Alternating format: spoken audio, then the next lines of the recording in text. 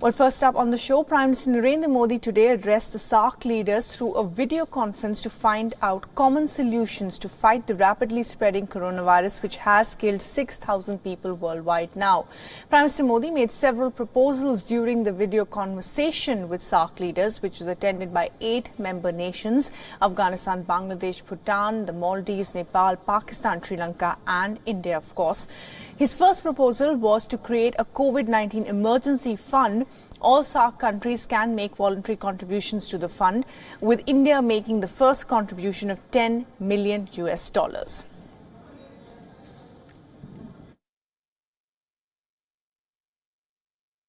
I propose we create a COVID-19 emergency fund. This could be based on voluntary contributions from all of us. India can start with an initial offer of $10 million for this fund. Any of us can use the fund to meet the cost of immediate actions. Our foreign secretaries, through our embassies, can coordinate quickly to finalize the utilization of this fund. And India has also proposed to assemble a rapid response team of doctors and specialists, testing kits and other equipment to be made available and put on standby for other nations if required.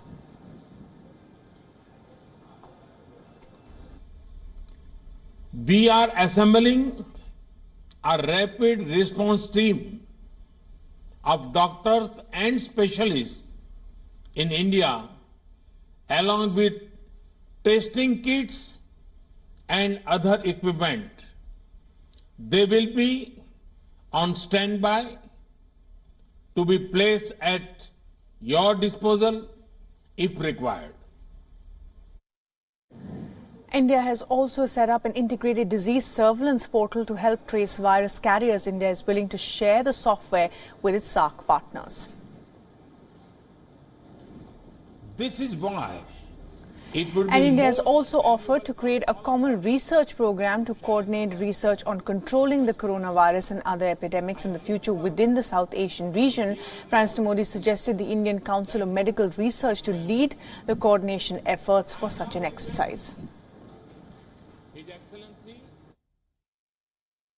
we had set up an integrated disease surveillance portal to better trace possible virus carriers and the people they contacted.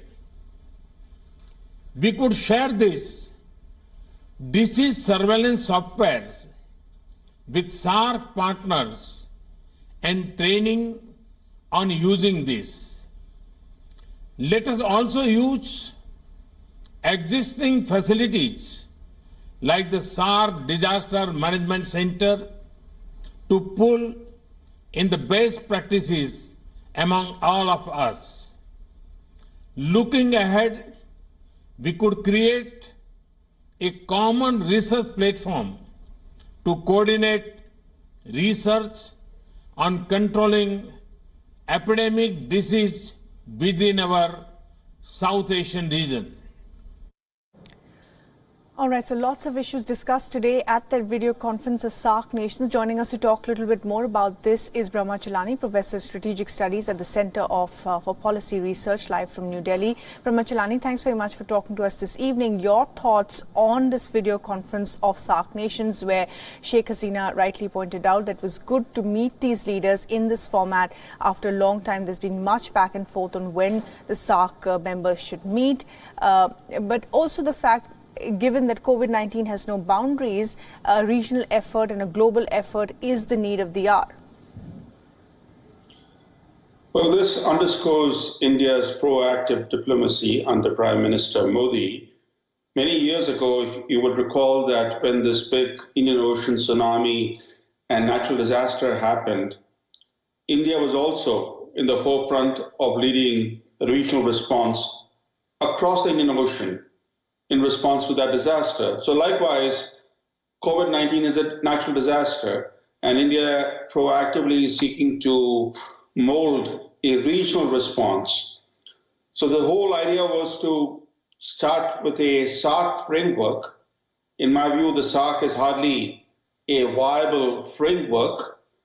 India should have actually looked at the framework a bit more broadly, because India's national strategic compass is not limited to South Asia. It's much broader.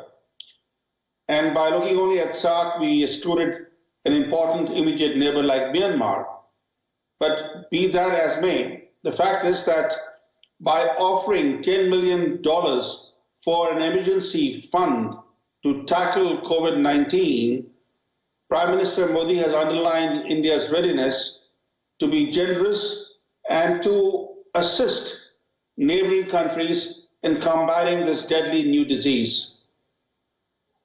Right, absolutely. But Brahmachalani, then taking to your point further about expanding the SAARC framework to involve other nations as well, there was a hint dropped by the Pakistan representative saying that since China was the worst affected by this, we should have included the Chinese experience and their advice in the SAARC format going forward as well. And of course, from other and this was one of the many things that the Pakistani official had said.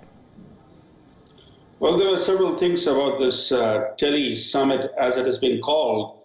First is that this tele-summit included the Afghan President Ashraf Ghani, even though there are two presidents in Afghanistan today, Ashraf Ghani and Dr. Abdullah. But by having Ashraf Ghani, India has made clear that it recognizes Ashraf Ghani as the legitimate president of Afghanistan. Second was to include Pakistan in this COVID-19 tele-summit. That decision, whether it was wise or not, the fact is that Prime Minister Imran Khan was not there, but his special assistant participated in this tele-summit, and he brought in Jammu and Kashmir and China. He wants China to take the lead, not India. And that's not a surprise, because Pakistan is China's surrogate in South Asia. So that raises the question whether it was wise to accept a special assistant to Prime Minister of Pakistan to be a participant in an otherwise summit that included heads of government or heads of state. So that was the second issue. And the third issue that came out is that because it was a SAARC summit, we did not include Myanmar, which is also an immediate neighbor of India. So these were the political aspects of this tele-summit that we should take note of. Absolutely, but I think the idea here was to be more generous in a time of a pandemic. And Siddhant Sibal is also joining me here live from New Delhi, as is Mustafa Kazimi live with us from Kabul. And Siddhant, if I can come to you first. Now, of course, sources within the government have spoken about Pakistan's reaction, or rather the special the health advisor assistant to the Prime Minister Imran Khan's messaging at this conference. Tell us what they've said. Sources have told WION that what Pakistan did was complete politicization of a conference that was dedicated on coronavirus, the conference of SAARC countries. We know that this conference, which was an Indian proposal, provided this opportunity of revival of SAARC, but instead Pakistan raked Kashmir. As always, it has been raking Kashmir at various international forums. They called it petty and highlighted how the Nepali Prime Minister, who is just discharged from hospital after an operation, chose to join what the Pakistani Prime Minister Imran Khan chose to send a junior person, a person who has also been involved in corruption, and corruption of smuggling of a mask at a time when they are in shortage across the world, and also talked about how the Pakistani government is not very serious about a regional strategy when it comes to fighting any emergency, whether it's corona or whether it's other emergency, and also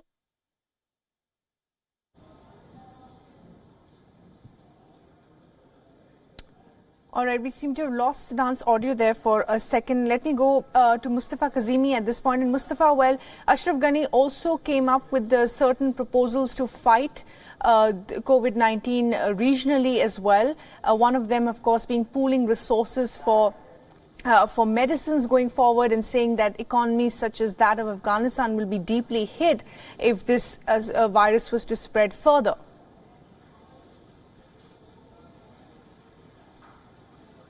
Mustafa. Yes, the matter, yes, Afghan president did put forward the issue of economic hazards and dangers that Afghanistan will be facing, which we already are. The prices of medical equipment like masks, gloves, and everything has gotten up to 10 times more expensive. And the Afghan president's offer to make this initiative that was started by Prime Minister Modi more useful is very much well in place. Although President Ashraf Ghani has put $25 million to fight COVID-19 in Afghanistan, he did seem to say that there might be a need from India to assist Afghanistan in fighting, even though we have dealt with other outbreak of diseases such as the CCHF and SAARC before. And let me go, thanks Mustafa for that. Let me go back to Brahmachalani at this point. And Brahmachalani, one of the other issues that was highlighted by some of the SAARC members was, of course, the long-term impact on the economies, whether it was the Maldives or it was Bhutan or Sri Lanka. Sri Lankan president, in fact, pointing out that they had just recovered from the terror attack last year to now COVID-19, and going forward they would be needing such resources, pooled resources to sort of tide over this time. Yes, the fact is that this particular Delhi summit was focused on combating the disease, but the president of Sri Lanka and the president of the Maldives both brought out the economic costs that the countries are beginning to bear because of this COVID-19 crisis. And this crisis will drag on for several weeks, maybe even for several months. We do not know when this crisis will end. And already this crisis is impacting Sri Lanka's economy and the Maldivian economy. These two economies depend very heavily on earnings from tourism. But foreign tourist flows to both Maldives and to Sri Lanka have been badly disrupted, and even to Bhutan. But Bhutan's main earnings come from hydropower exports to India. Tourism is an important sector in Bhutan, but not the prime foreign exchange earner. So several countries will be affected from the disruption in tourist flows. Sri Lanka and the Maldives in particular are going to be affected badly. So they are suggesting, looking at ways their economies can be insulated from the severe impacts of the COVID-19 global crisis. Now that's a more difficult challenge. How do you insulate or minimize the impacts on the Sri Lankan and Maldivian economies? That requires a different kind of discussion, certainly not a Delhi summit, which was largely, it was part public relations, part seeking to synchronize regional efforts in combating COVID-19 crisis. Right, and I think there was a certain amount of recognition of that, that this conversation through the video conference has to go forward, and we believe that experts in a week would be meeting, and there will need to be more back-channel communication between these regional players to sort of synchronize their efforts on COVID-19. The other issue, Brahmachalani, that came up was the open borders for Afghanistan with Iran and Pakistan, which seems to have increased their trouble as far as the spread of COVID-19 is concerned. And there was much talk between Afghanistan and a statement by Pakistan on the impact of that as well. Open borders or porous borders is one troubling aspect in this COVID-19 pandemic. Afghanistan, being a landlocked country, it's sandwiched between Iran and Pakistan primarily. and given the open borders or porous borders that Afghanistan has with its immediate neighbors, and given also the fact that Iran is actually battling a growing epidemic of coronavirus, and therefore the concerns of Afghanistan are legitimate. But look at India. It also has an open border with Nepal. The Nepal-India border is one of the most open borders in the world. And given the growing Chinese penetration of Nepal, this has important implications for India's internal security, but also for India's public health. The fact that India has a long open border with Nepal that allows for passport-free passage has public health implications given China's increasing presence in Nepal. But as we all know that this disease, new disease known formally as COVID-19, originated in Wuhan, China, and then spread to China's immediate neighbors like Thailand, Taiwan, Vietnam, South Korea. Right. So given the fact that borders, even when they are closed, have failed to prevent COVID-19 from spreading to other countries, Right. given that reality, open or porous borders make it even worse. Absolutely. Well, absolutely, Brahmachalani. Well, thanks very much indeed for joining us today and talking to us about the impact of this regional cooperation in, well, at least stopping the spread of this virus somewhat. We're completely out of time, but before we slip into a break, Siddhant Sipal is back with us. Siddhant, now we do know that this conversation will have to go forward with back-channel communication, experts meeting, possibly ministerial level dialogue as well to coordinate the efforts of the regional players when it comes to COVID-19. What are your sources indicating at this point? Well, India's approach has been constructive. This is the focus of the Indian government through this conference. And now it is up to the bureaucrats of the SAARC countries to make sure that it is implemented, the proposals given by all the SAARC countries. Barring, of course, exception remains Pakistan. Will Pakistan use this opportunity to make sure that SAARC remains a constructive grouping, or it will divert the matter as it did today? We know that what the Pakistani representative did, and we know that the Indian government sources have told WION that it was very petty of them to do or use the opportunity in such a way. But by and large, talking about India's strategy, it will just not be about a regional strategy. We know that the Indian Prime Minister has been talking to global leaders from Israel to UK to Australia, and perhaps a G20 link-up is expected, the next stage of India's leadership when it comes to dealing with this global problem which requires a global solution. Siddhant, thanks very much indeed for joining us with that.